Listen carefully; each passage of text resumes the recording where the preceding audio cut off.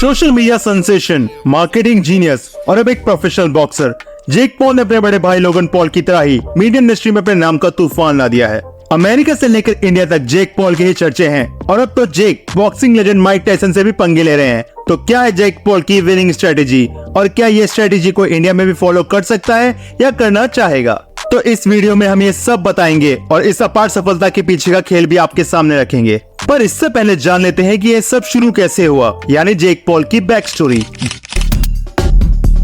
जेक Paul ने अपना YouTube career controversy के बीच बनाया है, पर आपको बता दें कि यूट्यूब उनकी पहली चाहत नहीं थी।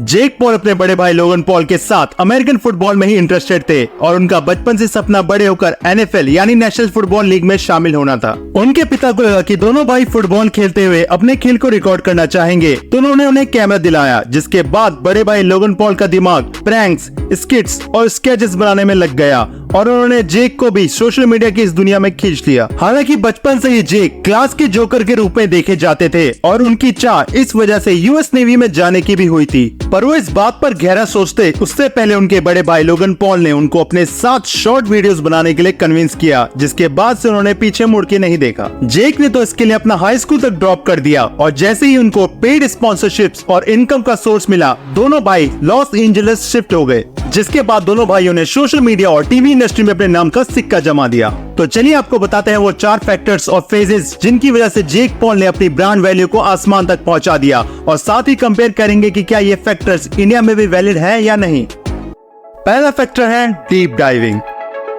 जब जेक पॉल को अपने भाई के साथ YouTube में शुरुआती सफलता मिली, तो उन्होंने अपने आप को यहीं तक सीमित नहीं रखा। जेक पॉल ने बिना ज्यादा सोचे अपने ओहायो के घर को छोड़कर लॉस एंजलिस की ओर रुख किया। वहाँ उन्होंने एक्टिंग और इम्प्रोव की क्लासेस लेना शुरू किया ताकि उनके बेहतर काम से उनकी सोशल मीडिया में शानदार ग्रोथ हो। इसके साथ ही उन्होंने टीवी इंडस्ट्री के लोगों से भी अपने नेटवर्क बनाए और तब अपने टैलेंट और फेम के कारण 2015 में उन्हें डिज्नी चैनल की कॉमेडी सीरीज विजार्ड वर्क में मेन रोल भी मिला, जिससे उनका मीडिया प्रेजेंस और बढ़ने लगा। हालांकि उनको खास कारण से शो के अगले सीजन से बाहर का रास्ता भी दिखाया गया, जिसके बारे में हम आगे बात करेंगे। वहीं बात की जाए इंडियन क्रिएटर्स की, तो ज्यादातर लोग व्यूज के चक्कर में ही भागते दिखते हैं और बहुत कम ही ऐसे हैं जो अपने स्किल्स में इजाफा लाने के लिए मेहनत करते देखे गए हैं। इसी कारण वो कुछ समय बाद बोरिंग लगने लग जाते हैं।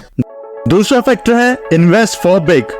डिज्नी के शो से हटने के बावजूद उनकी अपने सोशल मीडिया में ग्रोथ चलती रही, जिसे देखते हुए उन्होंने 8 करोड़ रुपए की अपनी इन्फ्लुएंसर मैनेजमेंट कंपनी खोली, जिसमें उन्हीं की तरह युवा सोशल मीडिया इन्फ्लुएंसर जुड़े। सारे इन्फ्लुएंसर्स कोलैबोरेशन के तहत 15 लाख रुपए के रेंट वाले बेवर्ली ग्रोव मैंशन में शिफ्ट हुए। सारे इन्फ्लुएंसर्स ने घर को एक फिल्म सेट बना दिया, जहां वो एक दूसरे के साथ प्रैंक और फनी वीडियोस बनाते।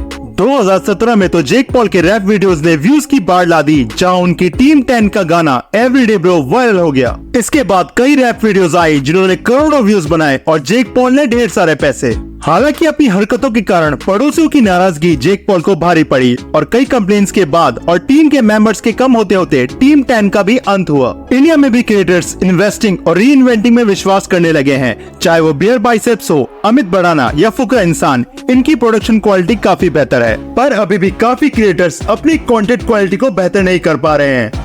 तीसरा फैक्टर है jack of all trades. Social media में धमाल मचाने के बाद जेक पॉल ने लेवल अप करने के लिए बॉक्सिंग करियर की भी शुरुआत की।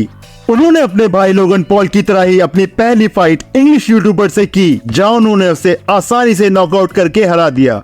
जेक पॉल अपनी बॉक्सिंग के लिए काफी मेहनत करते हैं, अपनी फिटनेस लेवल को भी वो काफी सुप्रीम कर चुके हैं, फिर भी वो अल्वराज जैसे शानदार बॉक्सर नहीं बन सकते हैं। न ही वो यूट्यूब में मिस्टर बीस्ट की तरह सबसे बड़े नाम हैं, पर एक बात जो उन्हें खास बनाती है वो ये है कि बॉक्सिंग के खेल में उनके जैसा कोई फेमस इन्फ्लुएंसर नहीं आया है, इसलिए वो स्पॉन्सर्स और इंडस्ट्री के लिए बहुत अनोखा कॉम्बिनेशन नजर आते हैं। अपनी 10 फाइट्स में उन्होंने अब तक 9 फाइट्स में जीत हासिल की है और एक फाइट में वो टॉमी फ्यूरी से नजदीकी से हारे हैं। साथ ही अपने बॉक्सिंग करियर को ऊंचाइयों तक ले जाने के लिए उन्होंने माइक टायसन जैसे लेजेंड को भी मैच खेलने के लिए मना लिया है। हार या जीत, इस महान बॉक्सर के साथ मैच करना ही जेक पॉल के बॉक्सिंग करियर का सबसे बड़ा दिन होगा। इंडिया में भी कई यूट्यूबर्स बॉक्सिंग के पीछे रखे कुबेर के खजाने को देखने लगे हैं। इसी सोच से यूकी 07 राइडर ने कॉमेडियन मुनव्वर फारूकी को बॉक्सिंग चैलेंज दिया है। हालांकि इस बॉक्सिंग रेसिपी को बनने में भी काफी टाइम लगेगा। चौथा फैक्टर है कंट्रोवर्सी। जेक पॉल का करियर हमेशा से विवादों से घिरा रहा है। किसी भी सभ्य व्यक्ति के लिए जहाँ ये बातें हमेशा गलत होती है, पर सोशल मीडिया में आजकल कंट्रोवर्सी से भी करियर चल जाते हैं। आपको बता दें कि डिज्नी चैनल ने उन्हें अपनी सीरीज से इसलिए बाहर निकाला क्योंकि उनकी ये खबर वायरल हो चुकी थी, जिसमें बताया गया कि जेक पॉल की टीम की हरकतों से उनके पड़ोसियों को बहुत परेशानी झेलनी पड़ रही थी। यहाँ तक कि आग लगने या कई अजीब घटनाओं के कारण कई बार पुलिस को शिकायत भी की जाती थी। इसी के साथ जेक पॉल को कई बार वीडियो में रेसिस्ट कमेंट करते भी देखा गया है। साथ ही उन पर अपने फॉलोअर्स को स्कैम करने का भी आरोप लगाया गया है, जहां वो अपने कोर्स को बेचने में गड़बड़ी करते पाए गए, जिसके बाद उन्होंने चुपचाप इस कोर्स को बंद कर दिया। कोविड लॉकडाउन में पार्टी करना या संदिग्ध कारणों से FBI के हाथों चढ़ना, जेक पॉल का पूरा करियर गलत हरकतों से भरा रहा। हालांकि बॉक्सिंग करियर की शुरुआत के बाद वो अब थोड़ा स्थिर लग रहे हैं। किसी भी कंट्रोवर्सी में फंसना कोई गर्व की बात नहीं, पर इंडिया में भी सोशल मीडिया में वायरल होने के लिए कई यूट्यूबर हैरान कर देने वाली बातें और चीजें करते पाए गए हैं। जेक पॉल का बॉक्सिंग करियर अब आसमान छू रहा है। कई करोड़ों की गाड़ियां या पोर्टो रिको में लिया गया $16 मिलियन का मेंशन। जेक पॉल ने अपनी किस्मत को अपनी अजीब मगर असरदार कोशिशों से पूरी तरह बदल दिया है। जेक पॉल की नेटवर्थ $80 मिलियन है, जिसमें से आधे से ज्यादा उनकी बॉक्सिंग करियर की देन है। जेक पॉल की जीनियस बिजनेस स्ट्रेटेजी का उदाहरण है MVP यानी मोस्ट वैल्यूएबल प्रमोशंस, जो दुनिया की सबसे बड़ी स्पोर्ट्स इवेंट प्रमोशन कंपनी बनती जा रही है, जिसमें माइक टायसन भी जेक पॉल से भिड़ते दिखेंगे। भारत के प्रोफेशनल बॉक्सर नीरज गोयत ने भी अपनी वीडियो से सोशल मीडिया में सनसनी मचा दी है, जिसके बाद जेक पॉल ने उनको भी MVP में शामिल कर दिया है और इंडिया में MVP का बड़ा इवेंट होना तय है। इंडियन क्रिएटर्स और इन्फ्लुएंसर्स को भी जेक पॉल के इस तरीके से कुछ सीख मिल सकती है। पर उससे पहले वीडियो को करें लाइक और चैनल को सब्सक्राइब, ताकि हम आपके लिए कई नई स्ट्रेटेजी डिकोड करके लाए। अगर आप सोशल मीडिया से लेकर इंडस्ट्री में अपना नाम और दाम बढ़ाना चाहते हैं, तो आपको अपने को वैल्यूएबल बनाना पड़ेगा।